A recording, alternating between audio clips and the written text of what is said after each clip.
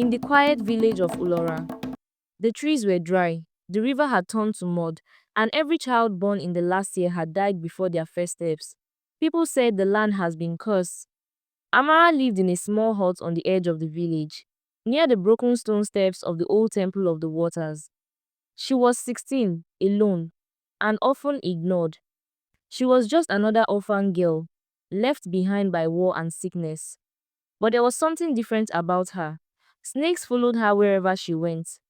Not dangerous ones, just quiet, gliding things that watched her from behind rocks or curled up near her door at night. The villagers thought it was strange. Some called her cursed, others said she was marked. One morning, before the sun rose, Amara woke from a dream. In the dream, a voice, deep and ancient, had whispered her name from somewhere beneath the earth. She opened her eyes and saw a long, black snake resting at the edge of her mat. It didn't move, it only watched. She should have screamed, but she did not. Something inside her felt calm, almost curious. That same day, the oldest elder in the village died. Before he passed, he called for Amara. She didn't know him well, but when she arrived, he grabbed her wrist and whispered with a dry, cracking voice, "They buried her alive. The goddess, she's waiting for you." Then he died with his eyes wide open. That night, the dream came again. This time, she saw herself walking through the temple. The stone walls were glowing, and water dripped upward from the floor. At the center was a statue, half woman, half serpent, chained in silver. Amara woke soaked in sweat. Her hands smelled of wet soil. The next day, she returned to the temple ruins. The elders had warned all children never to enter. The doors had been sealed for decades. But now, the vines had moved. The stone had cracked open. She stepped inside. The air was cold and wet. The temple seemed deeper than it looked from the outside. Dust hung in the air like smoke. She walked slowly, feeling something guide her, something she couldn't explain. Then she saw it. A narrow tunnel behind the altar, hidden behind fallen rocks. The scent of earth and something older poured out from the hole. She crouched and crawled inside. The tunnel went deep, far below the village, far below the earth. Her fingers touched carvings in the walls, shapes, eyes, scales, a crown. Then suddenly, she slipped.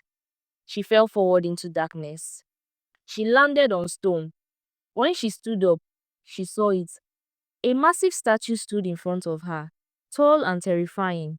A woman with glowing golden eyes, long black hair like river vines, and a body wrapped in coiled silver scales. Chains bound her arms. But it wasn't a statue. Its eyes blinked. Amara took a step back. The voice from her dreams echoed in the chamber, cold and slow. "You carry her blood."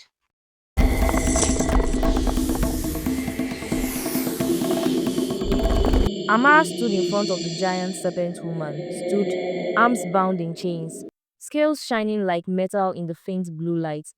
But those eyes, those golden eyes, they were alive. The voice came again, not from the mouth, but from everywhere. "You carry her blood. You are the key." Amara backed away, but the tunnel behind her had vanished. There was only rock, no wind, no path, no sound, just her and the goddess. She stared at the figure. The woman's face was too perfect. Her mouth didn't move, but Amara heard her clearly. "I have waited a long time for you." Amara's hands trembled. "What are you?" she whispered. The goddess' eyes glowed brighter, and suddenly, Amara saw everything like a television screen. She saw a past that wasn't hers, a grand temple filled with gold and water that flowed upward like fire, a priestess in white robes standing at the goddess's side, a crown of living snakes resting on the goddess's head as villagers bowed and left offerings of fruits, milk, and blood. Long ago, the snake goddess ruled over Ulora from a temple of flowing waters and living stone. She was worshipped not for fear, but for what she gave: rain in drought, healing in sickness, protection in war. Her body shimmered with silver scales, her eyes gold as the sun, and her voice stirred the rivers to rise. At her side was a high priestess named Niraya, a woman raised in the temple from childhood, trained in the sacred arts, and trusted above all others. Niraya was loyal, or so it seemed. Over time, Niraya began to hunger for more than wisdom. She wanted power, immortality, the secrets the goddess kept locked away. And slowly, her heart twisted. She believed the goddess had grown too soft, too human, that a stronger, eternal ruler was needed. So, one night, under the light of a blood moon, Niraya carried out her plan. She prepared a sacred ritual, claiming it was to honor the goddess. The temple was filled with chants and offerings. Snakes coiled peacefully around the altar, sensing nothing. The goddess appeared in her full form, half woman, half serpent, and stood before the priestess radiant and calm. Then Niraya stepped forward with a ceremonial dagger, pretending to offer a blessing. Instead, she plunged the blade into the goddess's heart. But the goddess could not die. She let out a scream that split the sky. The winds howled, and every flame in the temple died at once. Her blood turned to silver and spilled across the floor, twisting into chains that wrapped around her own arms, locking her in place. With her final breath of freedom, the goddess cursed Niraya's bloodline. May none who carry your blood ever know peace. May your line serve as the key to my return, and when I rise, I will rise through you. Niraya tried to flee, but the temple itself turned against her. The floor swallowed her body. The people ran away and the temple became sealed. Amara fell to her knees, gasping. The vision faded, but her heart kept racing. Why me? She asked. The voice answered slowly, with the weight of centuries. You are the last of her line, the blood of the betrayer. Only your touch can break the chains. Amara shook her head. But I don't even know who she was. I never knew my family. You will. The goddess raised her arm, the chains creaking like bones. Suddenly, the floor beneath Amara shifted. A pattern of ancient symbols lit up under her feet. Snake heads, eyes, a crown, and her own face carved into the stone. She stepped back in shock. The symbols moved with her. Then, from the shadows of the chamber, a new voice whispered sharp and cold. She is lying.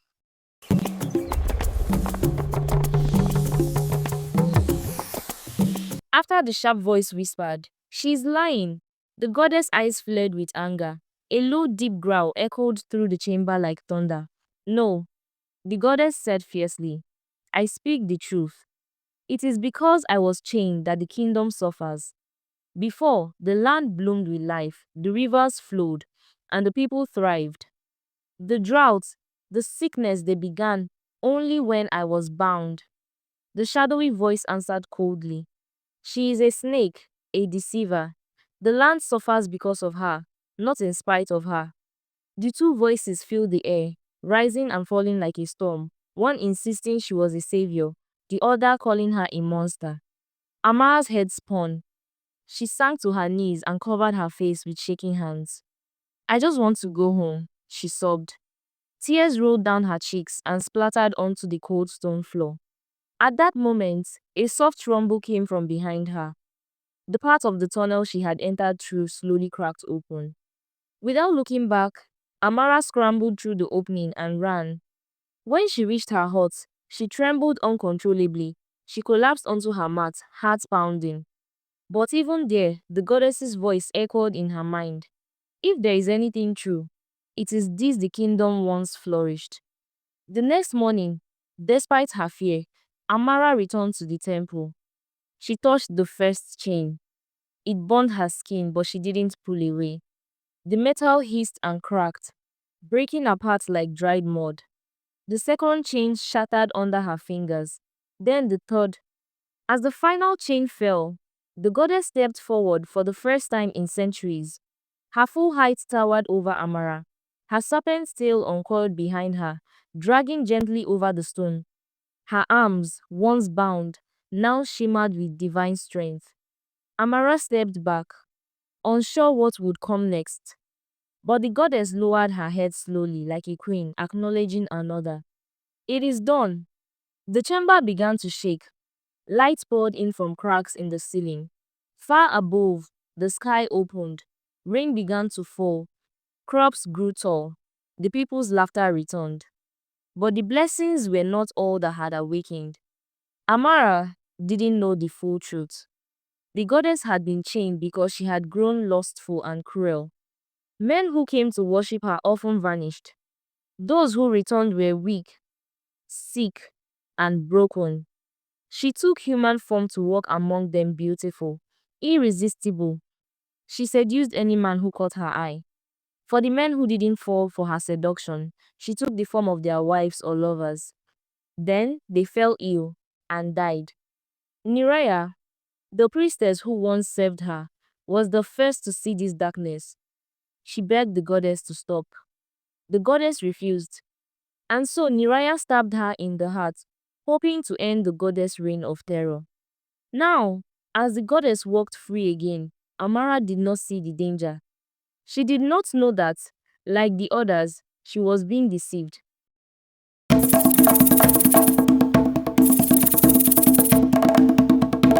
When the rains returned and the fields grew green again, the people of Ulora rejoiced. For the first time in decades, the village bustled with life. Children ran barefoot through the streets. Women sang songs of thanks, and the river sang its ancient song once more. Amara stood apart from the celebrations, watching the joy she had helped bring back. They didn't know what she had done. They believed the gods had finally shown mercy. But Amara carried a secret burden heavier than any crown. Days passed, and the temple, once sealed shut, stood open, its dark entrance like a wound in the earth. The goddess was free. One morning, an old woman shuffled past the temple ruins on her way to the village market. Her eyes, sharp despite her years, caught sight of the broken gate swinging in the wind. Her breath hitched. Without hesitation, she hurried back to warn the villagers. Panic spread like wildfire. "We must prepare," the elder said. "The goddess has returned." Amara wanted to stay away from the temple, but something kept drawing her to that place. When she next returned to the temple, the air was different, thick and charged, as though the stone walls themselves were holding their breath. The moment she stepped inside, she knew something was wrong. The goddess was waiting. She stood in the center of the chamber, her tall form wreathed in shadows, golden eyes burning like embers in the dark. "So the blood of Niraya dares to return," the goddess said. "Your ancestor was the one who betrayed me. She stabbed me in the heart, thinking she could end me. And now her wretched bloodline stands before me again." Amara's throat tightened. "You said she was the traitor," she whispered. The goddess smiled slow, cruel. "That's what I wanted you to believe." The goddess told Amara the truth of what actually happened. The voice that tried to warn Amara was the voice of Niraya. "And now, child of Niraya," the goddess said, as she took a single step forward, her serpent's tail scraping against the stone, "I will finish what she could not." Her hand rose, silver scales rippling along her arm. Power surged in the air, heavy enough to crush Amara. But before the strike could fall, Amara shouted, "Wait!" The goddess's eyes narrowed. "I am nothing like Niraya," Amara said quickly, voice shaking but steady enough to hold the goddess's attention. "The villagers have treated me like filth all my life. They called me cursed. They spat at me. You think I care if they burn? I want my revenge too." The goddess paused, lowering her arm slightly. "Revenge? Yes," Amara said, her heart pounding. "And I can make it easier for you. I've seen you walking among them in human form. Beautiful, irresistible. Or why waste your time hunting the men you want when I can bring them to you? I'll give you any man you desire without you having to lift a finger." For a long moment, the goddess studied her, searching her face for any hint of deceit. Then, slowly, she smiled not warmly, but like a predator humoring a smaller predator. "Very well," she said at last. "Show me what your loyalty is worth." Days passed, and the village buzzed with unease. Rumors spread that the goddess was free, that Amara was involved. Many villagers turned against her, angry and resentful. One day, Amara got the chance to address the villagers. My ancestor Niraya died trying to save you, she said. I did not know the truth then. I believed freeing her would bring back life and joy. But I have a plan, a way to destroy her once and for all, and the blessings will remain, the rain, the laughter, the abundance, they will not vanish with her. That night, the goddess, disguised in human form, waited in a small hut on the edge of the village. Her long hair spilled over her shoulders. She was beautiful, dangerous, and deadly. Amara arrived, calm and determined. I've found a man for you, she said softly. The goddess's eyes gleamed. Bring him. Amara nodded and slipped away to meet the handsome young man. She had told him the role he would play. She gave him a potion, telling him he should offer the goddess a drink, which he will add the potion to. That night, under a sky full of stars, the goddess and the man met in the hut. As the goddess drank from her cup, the potion worked quickly. Her eyes fluttered closed, and she sank into a deep, unnatural sleep. Amara slipped inside, heart pounding. In her hand was a dagger, the very one Niraya had used all those years ago, found hidden among the temple ruins. With steady hands, she reached for the goddess's hair. With a sharp cut, the hair fell away, and she held them in her hands. The goddess's eyes snapped open, wild with fury. Before she could react, two strong men entered, grabbing her arms and dragging her outside. The villagers had gathered in a wide circle, a roaring fire blazing at its center. They threw the goddess to the ground, her hands bound tightly behind her back. Amara stepped forward, holding the severed hair. She threw it into the fire. Flames called and rose, swallowing the hair. As the hair burnt, the goddess's body convulsed and burned, her skin cracking and blistering like ancient bark in a wildfire. Her screams pierced the night, fierce and terrifying, until at last she was nothing but ash. Silence fell over the village. Amara breathed deeply, tears streaming down her face. She had saved Ulora. The rains would come, the laughter would stay, and the people would never again live under the shadow of the snake goddess.